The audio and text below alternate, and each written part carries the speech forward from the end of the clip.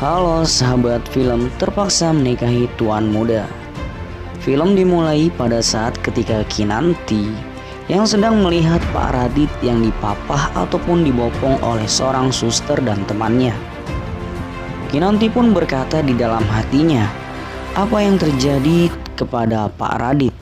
Dikarenakan Kinanti melihat Pak Radit dipapah seperti layaknya orang yang sangat kesulitan berjalan dan seperti mengalami penyakit yang sangat dalam. Pada saat Pak Radit yang melihat Kinanti di dekat pintu, Pak Radit pun akhirnya mengatakan kepada suster dan kepada temannya untuk keluar terlebih dahulu.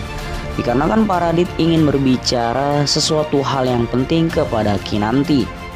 Pada saat Kinanti yang menuruti permintaan Pak Radit, akhirnya Kinanti pun disuruh duduk di dekat sofa yang terletak tidak jauh dari Pak Radit.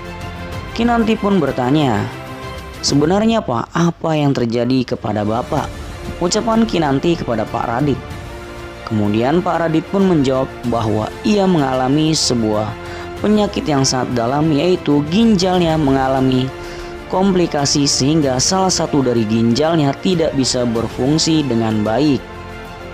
Pak Radit pun mengatakan dia dengan sengaja menyewa seorang suster agar suster tersebut suatu saat siap siaga dalam menanganinya dan tidak merepotkan dirinya ataupun tidak merepotkan orang lain.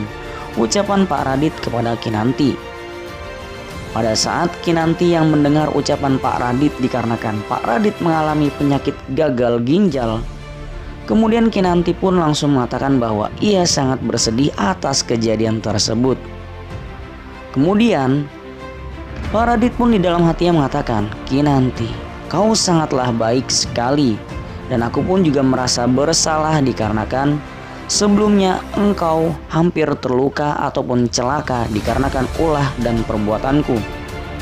Di dalam hati Pak Radit pun mengatakan bahwa ia memiliki sedikit perasaan kepada Kinanti dikarenakan Kinanti sangat baik.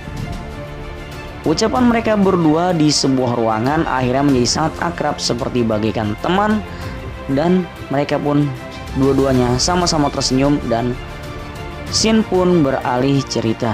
Pengakuan Anita kepada Abimana, yang dimana Anita mengatakan bahwa ia jujur di dalam hatinya yang sangat dalam bahwa ia adalah pelaku dari orang yang sudah mengambil uang 10 miliar milik Abimana.